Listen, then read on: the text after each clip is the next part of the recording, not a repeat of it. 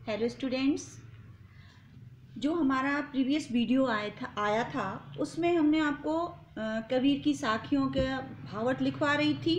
तो हम 1 से लेके 4 तक पहुंच गए थे, उनके भावार्थ हमने कंप्लीट कर दिए थे। अब हम नेक्स्ट जो भावार्थ हमारा आने वाला है वो हमारा साखी का, कबीर की साखी का 5वीं, 6ठी और 7वां भावार्थ होगा और हमारी साखियाँ पूरी हो जाएंगी, कबीर की साखियाँ। ठीक है, तो सबसे पहले नोटबुक निकाल लीजिए इसे नोट करने के लिए और साखियों का 5वीं साखी का भावार्थ लिखना शुरू कर दीजिएगा। ओके, तो मैं डिक्टेट करूँ 5वीं का भावार्थ लिखिएगा, डॉट डॉट करके लिखिएगा। हिंदू धर्म वाला हिंदू मुआ से लेके दुई के निकट न जाए, यहां तक। ठीक है, लिखिएगा। इसका भावार्थ है, कबीरदास जी कहते हैं कि हिंदू मर गए राम नाम का नाम लेते, कौमा मुसलमान मर गए अल्लाह खुदा का नाम लेते। ठीक है, लेकिन वे अपने धार्मिक अंधविश्वासों के कारण ईश्वर को प्राप्त नहीं कर सके। नीचे की लाइन से लिखिएगा। कबीरदास जी कहते हैं, जो सच्चा साधक इन मजहबी भावनाओं से परे होकर ईश्वर का ध्यान करता है, वही अपने सद्विचारों सद्गुणों के कारण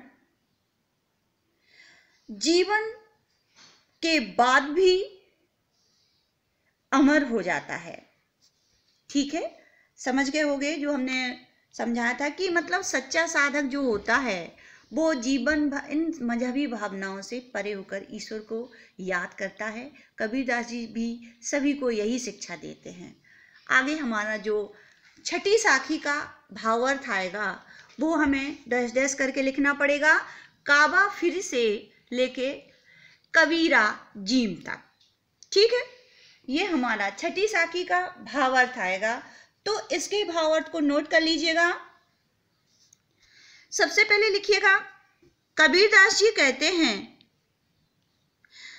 जब मनुष्य धार्मिक भेदभावों से परे होकर सोचता है, धार्मिक भेदभाव से परे होकर सोचता है, तो मुसलमान के तीर्थ स्थान, समझ गए हो, मुसलमानों का मुख्य तीर्थ स्थान कौन होता है, तुमने नाम भी सुना होगा, काबा।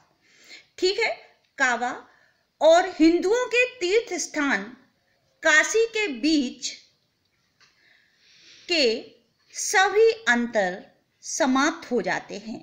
ठीक है, अब नीचे की लाइन से लिखिएगा, आगे लिखे, राम और अल्लाह के बीच का, राम, फिर से रिपीट कर रही हूं, राम और अल्लाह के बीच का अंतर जब समाप्त हो जाता है, राम और अल्लाह के बीच का अंतर जब नहीं, जब कट कर देना, अंतर समाप्त हो जाता है, फुल स्टॉप लगा लीजिए क्योंकि इसमें एक उदाहरण कबीर ने उदाहरण के माध्यम से उस बात को समझाया है। तो आप नीचे की लाइन से लिख लीजिए, मैं जिस प्रकार मोटे चून को खाने के योग्य ना समझकर उसे खा नहीं रहा था, ठीक है, वही मोटा चून जब बारीक मैदा हो जाता है तो मैं उसे बड़े प्रेम से बैठकर खा लेता हूं। इस बात को रुक जाइए, इस बात को कहने का कबीर का तात्पर्य यह है, अब इसे नोट करिए, लिखिएगा। अर्थात यदि धार्मिक भेदभाव की भावनाएं समाप्त हो जाएं, तो ईश्वर के नाम पर मनुष्य के हृदय में बसी हुई दुर्भावनाएं दूर हो जाएंगी। ये हमारा छठी साखी का भावार्थ पूरा हुआ, कंप्लीट हुआ। ठीक है, अब आप सातवीं साखी हमें लिखनी है। ऊंचे कुल का जन्मिया, इसको डैश डैश करके लिखिए। साधु निंदा सोई, लिख लिया। अब ये इसका भावार्थ आप नोट करिएगा, जो कि हमारा सातवीं साखी का भावार्थ होगा। लिखिएगा। कबीरदास जी कहते हैं कि यदि मनुष्य उच्च कुल या उच्च जाति में जन्म लेकर भी अपने कर्मों से ऊंचा ना हो, तो वह मनुष्य कहलाने के योग्य नहीं होता। ठीक है, ऐसे ऊंचे कुल में जन्म लेकर भी यदि उसके कर्म श्रेष्ठ नहीं हैं, तो ऐसे श्रेष्ठ कुल में जन्म लेने से कोई लाभ नहीं है। ठीक है, नीचे की लाइन से लिखिए, क्योंकि ये उदाहरण है। यदि शराब को सोने के कलश में भर दिया जाता है, तो ज्ञानी जन की दृष्टि में या ज्ञानी जनों की दृष्टि में वह